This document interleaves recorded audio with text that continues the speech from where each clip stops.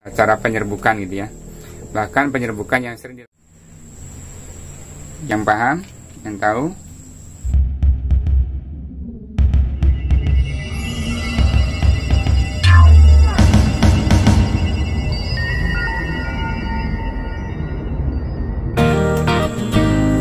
Assalamualaikum warahmatullahi wabarakatuh. Apa kabar kawan-kawan petani? Di dalam membudidayakan ataupun mengoleksi tanaman hias, tentunya kita harus mempelajari ya bagaimana agar tanaman hias kita itu menjadi tetap segar, tetap menyenangkan, dan enak dipandang. Ini ada contoh tanaman. Kalau tidak salah ini namanya jenisnya twinkle ya. Ini cukup subur dan sudah banyak anakannya. Bahkan ini ada juga bunganya ya.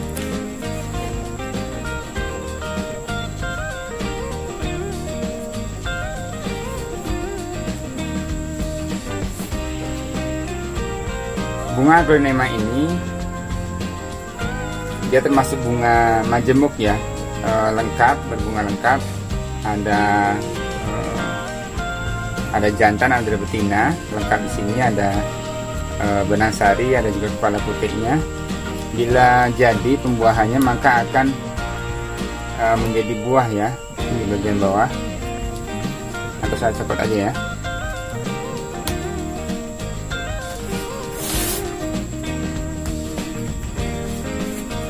Ini seperti ini.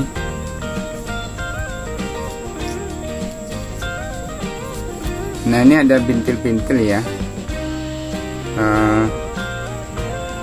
Ini kalau jadi maka di sini akan timbul buah ya, ataupun seperti biji-biji yang nantinya bisa untuk perbanyakan tanaman melalui biji ataupun melalui buahnya. Cuman biasanya karena aglonema ini adalah termasuk tanaman yang agak sulit ya terjadi penyerbukan secara mandiri, karena biasanya bunga betina itu lebih cepat masaknya ataupun siap terjadi persilangan, tetapi bunga jantannya belum siap gitu ya, makanya terjadi ada miss gitu ya, tidak tepat waktunya, makanya sering bunga ini sering tidak jadi buah seperti itu. Tidak dengan perlakuan manusia ataupun dengan bantuan binatang ya, misalnya kumbang dan lain sebagainya. Makanya bagi para pecinta tanaman hias terutama aglonema biasanya dilakukan perlakuan dengan cara penyerbukan gitu ya.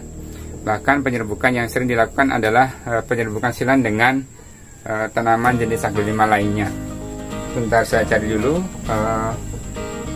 ada nggak yang lainnya.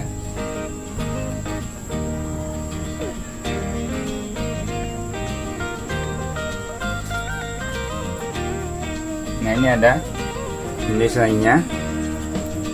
Ini juga berbunga.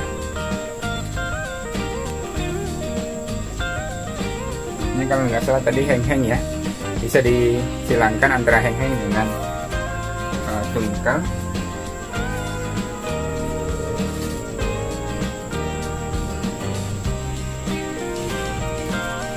Atau bisa juga dengan red tanaman seperti ini ya. Cuman ini memang tidak ada lagi, bahkan sudah membusuk ya, tidak bagus. Dan biasanya bagi para pecinta aglonema ini sudah harus dibuang ya, dibuang aja, dibersihkan agar pertumbuhan daunnya ini stabil. Nah, seperti itu, dan itulah yang dilakukan oleh Pak Greg Hambali ya, dan para pemulia tanaman yang lainnya. Mereka melakukan persilangan antara satu jenis aglonema dengan jenis aglonema lainnya agar dihasilkan sebuah aglonema jenis yang baru gitu ya. Biasanya misal gini ya, dulu di awal-awal ada yang pertama kali terjadi persilangan adalah aglonema Donna Carmen ya. Aglonema Donna Carmen itu adalah salah satu aglonema yang pertama yang di tahun 80-an ya. Sekarang harganya sudah sangat tidak bagus ya, atau bahkan sangat murah sekali. Dan sekarang sudah muncul tanaman aglonema yang lebih baru dan lebih bagus bentuknya juga, dan harganya juga bagus. Nah, tetapi mungkin pada intinya adalah kali ini saya ingin berbagi bahwasanya bunga aglonema ini bisa kita silangkan asal kita mau mempelajari dengan lebih detail, dan ya kita belajar ya, karena memang faktor kesuksesan dari persilangan ini juga 50-50 ya, 50% juga, dan bahkan biji yang sudah dihasilkan pun itu juga akan belum tentu tumbuh ya. Jadi memang biasanya akan tumbuh di sini biji-biji, dan itu juga banyak faktor mempengaruhi nanti. Makanya perlu juga proses perlindungan ya ketika terjadi persilangan, itu memang dilindungi dan agar tidak terganggu dengan serangan serangga ataupun hewan-hewan yang lainnya, atau terjadi penyerbukan antara serbuk sari dari jenis aglonema itu sendiri gitu. Jadi kalau memang terjadi persilangan antara aglonema, harapannya ya tidak terjadi penyerbukan lagi ya dari serbuk sari dari jenis aglonema itu sendiri. Jadi intinya adalah saya ingin memberikan sebuah pemahaman bahwasanya perbanyakan jenis-jenis aglonema seperti ini itu dulunya diawali dengan persilangan ya, persilangan antara bunga ataupun apa namanya ya, ini bunganya ya, bunga dari aglonema itu dengan beberapa jenis aglonema lainnya yang disilangkan, dan itu akan menghasilkan sebuah jenis dari aglonema itu sendiri gitu ya. Dan akhirnya muncullah bermacam-macam aglonema seperti ini dengan bermacam ini ya, variasi bentuk daun dan bahkan warnanya juga berbeda-beda. Nah, aglonema ini dulu memang dilakukan persilangan ya. Kebanyakan memang aglonema di Indonesia dilakukan oleh Bapak Greg Ambali, yang beliau sudah dikenal sebagai Bapak Aglonema Indonesia. Mengenai jenisnya sendiri, aglonema ini cukup banyak ya. Ini bahkan apa namanya nih? Yang paham, yang tahu. Jadi ini awalnya memang dari itu ya, dari indukan yang mempunyai bunga dan akhirnya disilangkan. Jadi maksud saya adalah bagi kawan-kawan yang memiliki aglonema yang sudah indukan, mungkin belajar untuk menyilangkan juga. Bagaimana caranya itu bisa dipelajari ya.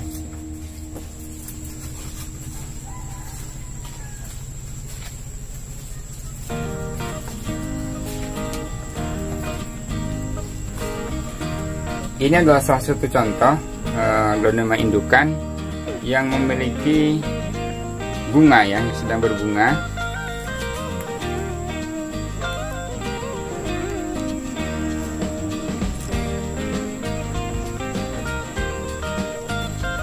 Ini bunganya. Bagi kawan-kawan yang ingin menyilangkan tanaman aglonema, saran saya tidak ini ya, jangan dibuang bunganya, tetapi kita juga harus menyiapkan indukan bunga yang lainnya agar kita bisa menyilangkan dengan jenis aglo yang lainnya dan bisa menghasilkan aglonema yang baru. Tapi sudah banyak kawan-kawan dari beberapa pemilik tanaman hias yang menyilangkan aglonema dan menghasilkan ini. Cuman memang untuk di Indonesia yang paling susah adalah Pak Greg Ambali ya, dan sekarang beliau bersama kawan-kawan yang lainnya, para pecinta tanaman hias, juga sedang mengembangkan atau sedang membentuk sebuah komunitas para pecinta tanaman hias, terutama juga spesifik aglonema untuk belajar menyilangkan ya. Dan saya kemarin juga mengikuti kegiatannya ya, kegiatan melalui Zoom meeting, bagaimana teknik-teknik dasar persilangan terutama tanaman hias. Salah satunya seperti ini ya, ini disilangkan dan mengenai waktu-waktunya juga dijelaskan. Nah, bagi kawan-kawan yang penasaran bisa nanti kita sama-sama belajar atau juga menjadi literatur yang baru bagaimana agar tips sukses untuk menyilangkan aglonema.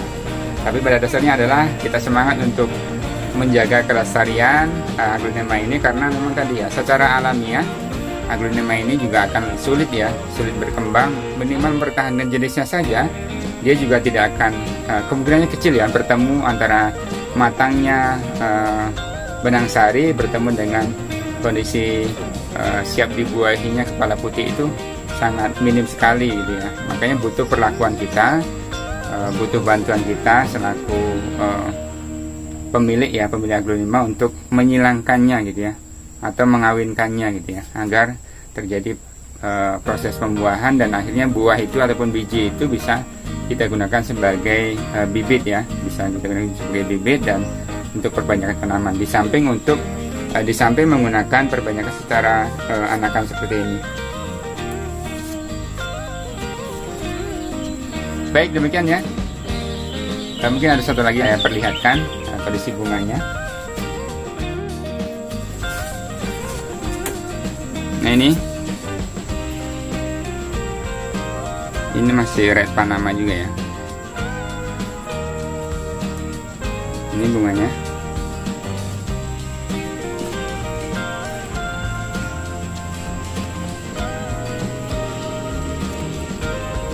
Kalau sudah seperti ini biasanya posisi benang sari ini ya mulai nampak serbuk putihnya. Cuman ini untuk kepala putihnya atau yang betinanya ini sudah kadaluarsa untuk dibuahi ya. Maka biasanya ini dilakukan persilangan ketika benang sari ini siap, maka ini akan disilangkan dengan kepala putih tanaman ataupun jenis aglo yang lainnya yang sedang ini ya, yang masih kuncup itu masih bisa untuk dilakukan pembuahan. Kalau sudah lewat seperti ini ya sudah, kita buang saja. Ini seperti ini ya. Nah ini benang sarinya, ini kalau hasil pembuahan ya, biji-bijinya seperti ini.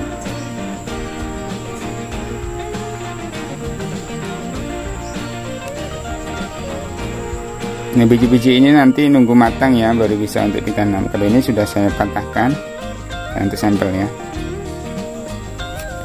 Demikian, semoga semangat untuk belajar menyilangkan berbagai jenis ID aglonema. Saya sendiri jujur memang belum pernah mencoba ya, karena di samping belum sempat juga, tetapi intinya kita sama-sama belajar.